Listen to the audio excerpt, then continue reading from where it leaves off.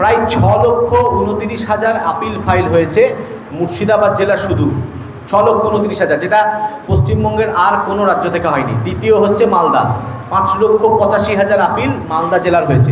এবার আপিল হয়েছে দুরকম, এক হচ্ছে আপনি যে আপিলটা করেছেন ভোটার তালিকায় নাম বাদ গেছে বলে, এটা হচ্ছে আপনার করা আপিল। আবার আপনার নাম ধরুন ভোটার লিস্টে উঠে গেছে, ভোটার লিস্টে আপনি ঢুকে গেছেন, কিন্তু সেটাকে চ্যালেঞ্জ করে ইলেকশন কমিশন অফ ইন্ডিয়াও আপিল করেছে। এমন অনেক ভোটার আছে যারা ভোট দিতে পেরেছেন, কিন্তু তাদের নাম, তাও দেখবেন যে এখন যদি আপনারা আপনাদের ভোটার কার্ডের নাম্বারটা দিয়ে চেক করেন স্ট্যাটাসটা, তাহলে দেখা যাচ্ছে যে তাদের নামে একটা অ্যাপিল পেন্ডিং আছে। তো আপনি তো ভাবতে পারেন যে আমার নাম, আমি তো ভোট দিলাম, তাহলে কি আমার নামে কেন অ্যাপিল দেখাচ্ছে? সেগুলো হচ্ছে ইলেকশন কমিশনের করা আপিল। সুতরাং এই আপিল পর্বটা এইটা কিন্তু সুপ্রিম কোর্টের নির্দেশে হচ্ছে। এইবার গ্রাউন্ড লেভেল রিয়েলিটিতে আসি যে এই আপিল কাজ কীভাবে হচ্ছে। আপিলের কাজ মুর্শিদাবাদ জেলার জন্য দুজন জজ সাহেব দিয়েছে। জাস্টিস ইন্দ্রজিৎ চ্যাটার্জি, তিনি ক্যালকাটা হাইকোর্ট, মানে উনিও কলকাতা হাইকোর্টের একটা বিচারপতি ছিলেন, রিটায়ার করে গেছেন এখন, এবং জাস্টিস বিশ্বজিৎ বাসু, ইনিও রিটায়ার করে গেছেন। মুর্শিদাবাদ জেলার জন্য দুজন জজ দিয়েছে এই জন্য যে মুর্শিদাবাদ জেলার আপিলের সংখ্যা সব থেকে বেশি। কিন্তু দুর্ভাগ্যের ব্যাপার হচ্ছে মুর্শিদাবাদেই সব থেকে ধীরে কাজ হচ্ছে। মুর্শিদাবাদ জেলাতে এখনও পর্যন্ত আপিল নিষ্পত্তি সেটা অন্যান্য সব জেলার থেকে পিছিয়ে।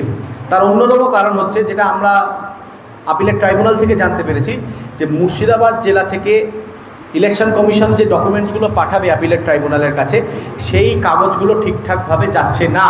তো যে কারণে কিন্তু আপিলগুলো নিষ্পত্তি হতে সময় লাগছে। এবার দেখা গেল আপনার কোনো তাড়া আছে, আপনার নামটা বাদ চলে গেছে এবং আপনি চাইছেন যে আমার নামটা যাতে তাড়াতাড়ি উঠে যায় ভোটার লিস্টে, তাহলে আপনি কি করবেন, কি করণীয় আছে আপনার? দেখুন, আমি এবার যেটা বলবো সেটা হচ্ছে শুধুমাত্র তাদের জন্য যাদের তাড়া রয়েছে ভোটার লিস্টে নামটা তোলার। যাদের তাড়া নেই তাদের জন্য এটা নয়। সে পদ্ধতি কি? পদ্ধতি হচ্ছে, সুপ্রিম কোর্টই বলেছে যে যাদের দ্রুত নাম তোলার দরকার রয়েছে কোনো তাড়ার জন্য, কীরকম তাড়া ধরে নিন। ধরুন আপনার বাড়িতে কেউ অসুস্থ রয়েছে, আপনি চিকিৎসার জন্য তাকে বাইরে নিয়ে যাবেন, কিন্তু যেহেতু নামটা বাদ গেছে, আপনার আপিলটা পেন্ডিং আছে ট্রাইব্যুনালে, আপনি বাইরে যেতে পারছেন না, যে কখন আপিলের ট্রাইব্যুনাল থেকে শুনানির নোটিশ আসবে, আমাকে হাজির হতে হবে ওখানটায়, আমি বাইরে যেতে পারছি না, এরকম একটা হতে পারে। ধরুন আপনার নিজের শারীরিক অসুস্থতার জন্য আপনি বাইরে যাওয়ার দরকার আছে, আপনি ব্যাঙ্গালোর যান, চেন্নাই যান, বা কোথাও যান, কলকাতার গিয়েতেও আপনি গিয়ে চিকিৎসা করাতে পারছেন না যেহেতু আপনার নাম বাদ গেছে, এরকম একটা হতে পারে।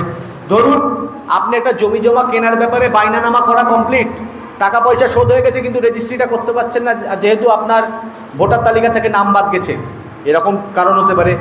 ধরুন আপনি সরকারি সুযোগ সুবিধা পাওয়ার জন্য ডোমিসাইল সার্টিফিকেটের জন্য আবেদন করেছেন, কিন্তু ডোমিসাইল সার্টিফিকেটটা আপনি পাচ্ছেন না কারণ আপনার ভোটার লিস্টে নাম বাদ গেছে, এটা একটা কারণ হতে পারে। ধরুন আপনার ছেলে বা মেয়ে কোনো চাকরির পরীক্ষার জন্য প্রস্তুতি নিচ্ছে, বা চাকরির পরীক্ষায় বসেছেন, বা চাকরির পরীক্ষা চলছে এবং ইন্টারভিউ বা অন্য কিছুতে পার্টিসিপেট করবে, কিন্তু সে ভোটার তালিকা থেকে নাম বাদ গেছে বলে সে চাকরির পরীক্ষাতে এগিয়ে যেতে পারছে না, এরকম একটা কারণ হতে পারে। তো এইরকম কারণ যাদের রয়েছে তারা চাইলে হাইকোর্টের দ্বারস্থ হতে পারেন অ্যাপিলেট ট্রাইব্যুনালে দ্রুত মামলা নিষ্পত্তির জন্য। মাথায় রাখবেন, অ্যাপিলেট ট্রাইব্যুনালে পেন্ডিং থাকা আপিল, আপনার যেটা আপিল ট্রাইব্যুনালে করা আছে সেটার নিষ্পত্তি ট্রাইব্যুনালই করবে, হাইকোর্ট শুধুমাত্র সেটা দ্রুত নিষ্পত্তির নির্দেশ দেবে। কারণ মুর্শিদাবাদের ক্ষেত্রে 6,29,000 আপিলের মধ্যে শতাংশের হিসাবে যদি বলি, মানে ভগ্নাংশের হিসাবে, এখনও বলতে গেলে মাত্র 1 থেকে 1,500, যা আমরা হিসাব পাচ্ছি, মাত্র এইটুকু আপিলেরই নিষ্পত্তি করা সম্ভব হয়েছে। সুতরাং এই গতিতে যদি কাজ হয়, কাজ শেষ হতে কতদিন লাগবে, কটা ভোট আপনার পেরিয়ে যাবে কেউ জানে না। সুতরাং যাদের তাড়া আছে তারা চাইলে হাইকোর্টকে অ্যাপ্রোচ করতে পারেন, কিন্তু আপনাকে একটা কারণ দেখিয়ে হাইকোর্টের কাছে যেতে হবে এবং বলতে হবে যে আমার নামটা দ্রুত তোলার দরকার আছে, এই আমার কারণ।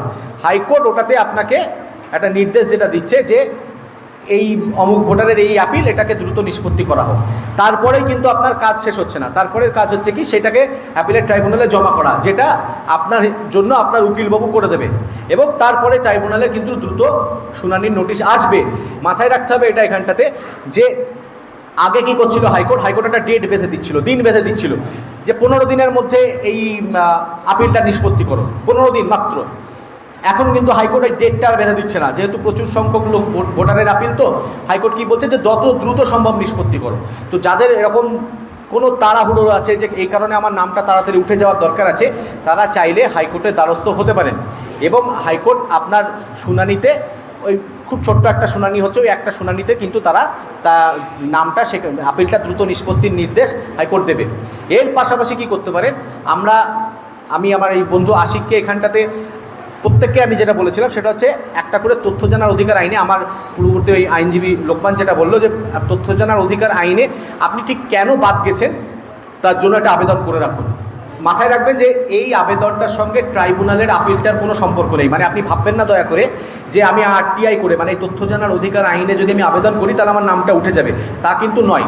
কিন্তু তথ্য জানার অধিকারে যদি আপনি আবেদনটা করেন তাহলে আপনি জানতে পারবেন, ওরা আপনাকে জানাতে বাধ্য, আমি কেন বাধ্য সেটাও বলছি, জানাতে বাধ্য যে আপনাকে কেন বাদ দেওয়া হয়েছে, আপনার কি কারণে বাদ দেওয়া হয়েছে।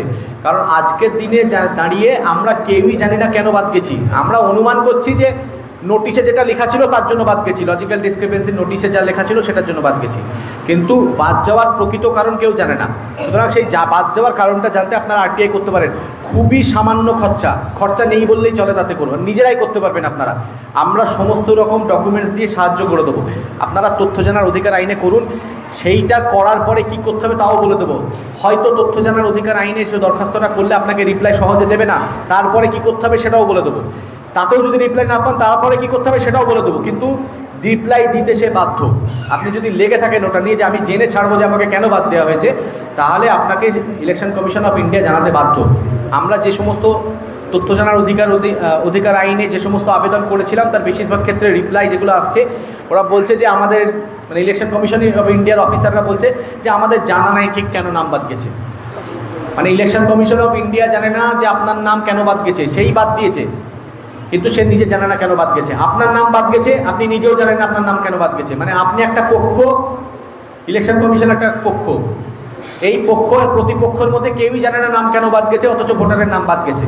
তো সুতরাং এইটা আবেদনটা সবাই করে রাখুন রাইট টু ইনফরমেশন অ্যাক্টে, তথ্য জানার অধিকার আইনে। কিন্তু মাথায় রাখবেন যে এইটা ভোটার লিস্টে নাম তোলার জন্য নয়, এটা হচ্ছে আপনার অধিকারটা কেন আপনি বাদ গেছেন সেটা জানার যে আপনার অধিকার, সেই অধিকারটার জন্য এটা। কিন্তু আর যদি ভোটার লিস্টে তাড়াতাড়ির জন্য নাম তুলতে হয় বা আপিলে দ্রুত নিষ্পত্তি করতে হয়, দ্রুত শুনানি চায়, তাহলে কিন্তু শুধুমাত্র আপনাকে এই হাইকোর্টে রিট পিটিশন ফাইল করে দ্রুত শুনানি চেয়ে মামলা করতে হবে। এছাড়া আপাততর জন্য কিছু নেই, কারণ যে প্রক্রিয়াতে যে পদ্ধতিতে ওখানে কাজ হচ্ছে তাতে করে অনেক সময় লেগে যাবে। আর একটা জিনিস যেটা যে এখন আবার জানা যাচ্ছে যে মুর্শিদাবাদ জেলাতে নতুন করে ডকুমেন্টস জমা নেওয়া হচ্ছে।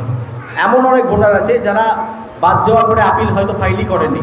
এরকম যদি কেউ থাকেন তাহলে কিন্তু যদি সুযোগ পান অবশ্যই নতুন করে আপিল ফাইল করুন, যদি সুযোগ দেয়। কারণ এমনিতে আপিল ফাইলের সময় হচ্ছে 15 দিন, কিন্তু 15 দিন পেরিয়ে গিয়েও যদি আপনি আপিল না করে থাকেন তাহলে ভুল করেছেন। তাহলে সেক্ষেত্রে ভুল সংশোধন করুন, যদি সুযোগ দেয় ওরা আপিল ফাইল করে দেবেন। আর আপিল ফাইল করার পাশাপাশি ডকুমেন্টসগুলো সব যেন গুছিয়ে রাখবেন।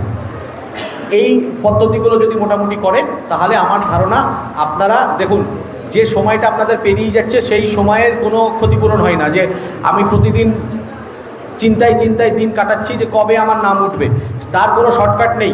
কিন্তু দিনের শেষে আপনি বিচার পাবেন, সেটুকু আমি মোটামুটি নিশ্চিত হতে পারি। এখনও পর্যন্ত অ্যাপিলেট ট্রাইব্যুনালে যা আপিলের নিষ্পত্তি হয়েছে তাতে 70% ভোটার কিন্তু ইলেকটোরাল রোলে, 70% একটু কম, 100 জনের মধ্যে 70 জনের নাম আবার উঠে যাচ্ছে ভোটার তালিকাতে। সুতরাং এই স্টেপ বাই স্টেপ পদ্ধতি ফলো করে আপনারা আগামী যে পথগুলো সেগুলো চলতে পারেন।